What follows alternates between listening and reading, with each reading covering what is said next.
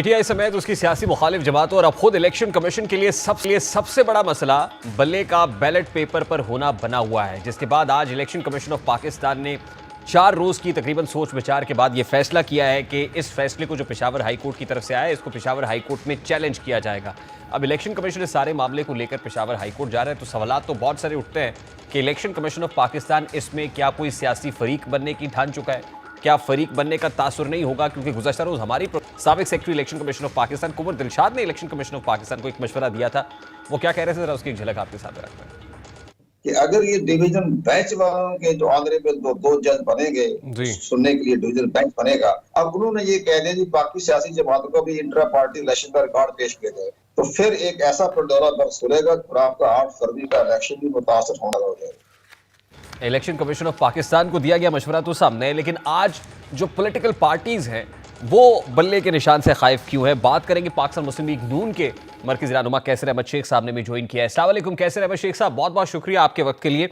सबसे पहले तो ये कहिएगा, क्या शेर बल्ले से खौफजदा है या खाइफ है? बिस्मिल्लाहिर्रहमानिर्रहीम जी, पॉलिटिकल पार्टी ने अगर हम इलेक्शनों से ही खौफजदा हैं तो हमें किसी भी पार्टी को पार्टी का लेने का हक नहीं है। पार्टियों का तो काम यही है कि हम आवाम के पास जाएं और आवाम जिसको भी वोट दे उसको तस्लीम करे, और कोई किसी से खौफजदा नहीं है। जो आइनी सूरत हाल है आपके सामने है। दो आइनी इदारे, इलेक्शन कमीशन एक आइनी इदारा है और जो पेशावर हाई कोर्ट का सिंगल बेंच है वो भी बिल्कुल अदालत है। तो दोनों इदारों में आपस में इख्तलाफ है, और जो फाइनल अभी इलेक्शन कमीशन नहीं, तो दोनों इदारों का आपस में इख्तलाफ है। नून लीग क्या बेगानी शादी में अब्दुल्ला दीवाने की मानिंद लग रही है? फिर इसमें नून लीग को एतराज किस चीज का है? पीटीआई को बल्ले का निशान मिलने पर जो प्रेस कॉन्फ्रेंसेस हो रही हैं, इल्जामात की बौछार हो रही है, इज इट जस्टिफाइड सर? देखिए, बात अभी तो फैसला ही नहीं हुआ ना। दो इदारों का मैंने आपसे कहा कि इख्तलाफ है, चला जाए इलेक्शन कमीशन। तो सर जब फैसला ही नहीं हुआ तो फिर प्रेस कॉन्फ्रेंस क्यों हो रही है? में ही जाएंगे। फिर फैसला देने वाले जज की किरदार कुशी क्यों हो रही है सर, अगर फैसला हुआ ही नहीं तो? किरदार कुशी किसी भी जज की नहीं होनी चाहिए।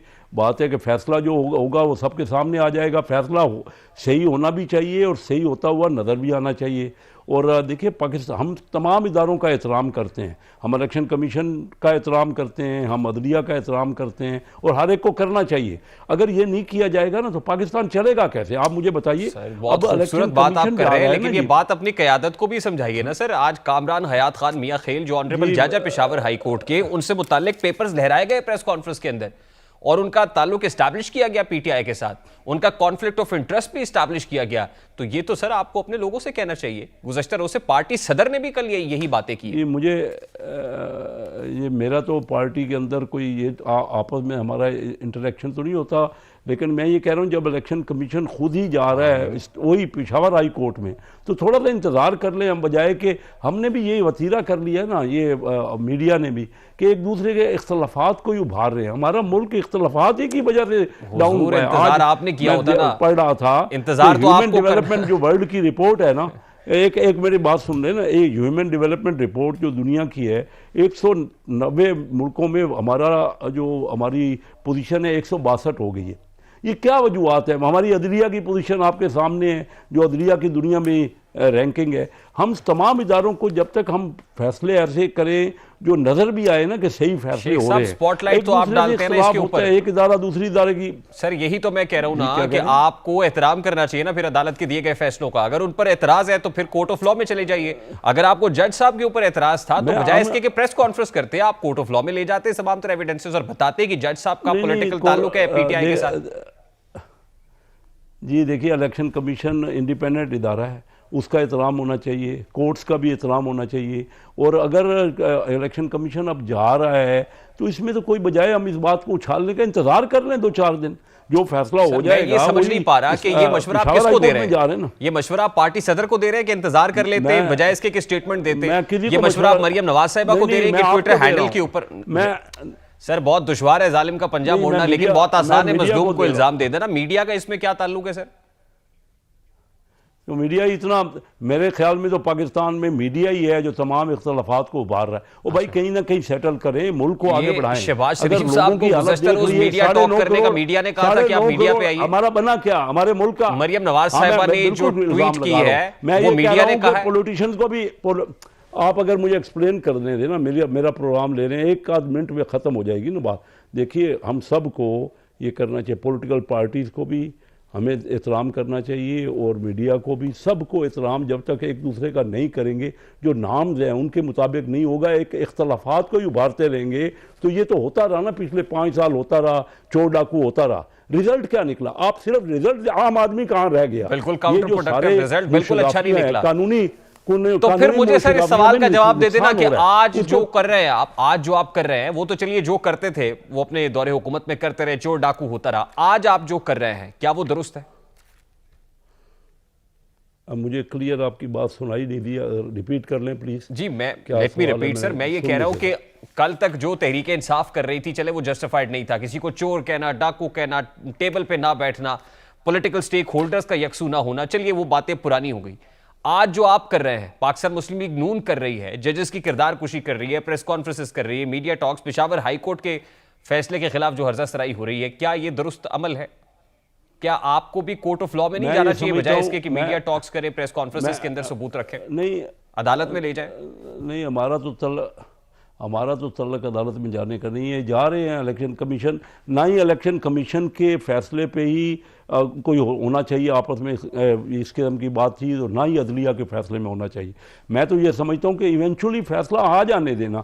सब मैं जो मशवरा दे रहा हूँ सबको दे रहा हूँ, अपने पॉलिटिशियंस को भी दे रहा हूँ और मीडिया को भी दे रहा हूँ कि मुल्क को चलाएं। ये मामलात मुल्क को नुकसान पहुँचा रहे हैं। हम कोई भी पार्टी देखिए, उसका फैसला होगा, वो कहेगा नहीं जी मेरी फेवर, जिसके फेवर में होगा वो कहेगा फलां अदलिया ठीक है, फलां गलत है। तो हम अपने इदारों को कहाँ पहुँचा रहे हैं? दोनों आईनी इदारे हैं ना। अब आपका क्या इलेक्शन कमीशन आप देख लीजिए इंडिया में कितना मजबूत है, वो इलेक्शन कमीशन। अच्छा मुझे शेख साहब ये बताइए कि बल्ले का निशान अगर पाकिस्तान तहरीक इंसाफ को मिल जाता है तो बहुत मुश्किल हो जाएगा क्या? यानी दीगर पार्टीज के लिए कंटेस्ट करना बहुत मुश्किल हो जाएगा, डिफिकल्ट हो जाएगा? मैं इलेक्शन लड़ रहा हूँ, 7वां इलेक्शन लड़ रहा हूँ चिन्योट से। मैं तो वेलकम करूंगा कि बल्ले का निशान, बगैर उसके क्या मैं कंटेस्ट करूँ? आ जाए ना, तो सब तो मज़ा, कोई लेने को तैयार नहीं है बल्ले का निशान। ले लेना, मेरे इलाके में आप तशरीफ लाएं, मैं आपको फिराता हूँ। कोई कैंडिडेट लेने को तैयार नहीं है बल्ले का निशान। आप जो मीडिया में इतनी उछाल रहे हैं ना कि वो बहुत पॉपुलर है, ये सर्वे आ रहे हैं, हमें तो ग्राउंड रियलिटीज तो ये नजर नहीं आ रही। अब होना चाहिए बल्ले का निशान होने में मुझे तो कोई इतराज नहीं है। अगर आए तो अच्छी बात है। जी बताइए। मैं कह रहा हूं कि सर फिर ये लड़ाई किस बात की है? प्रेस कॉन्फ्रेंसेस किस चीज की है? कंटेस्ट करने दे बल्ले के निशान पे उनको, क्या हुआ? हाँ तो मैं तो खुद आपसे कह रहा हूँ ना, जो फैसला हो जाएगा, आज अपील में जा रहे हैं, जो फैसला हो जाएगा वो फैसला ठीक है।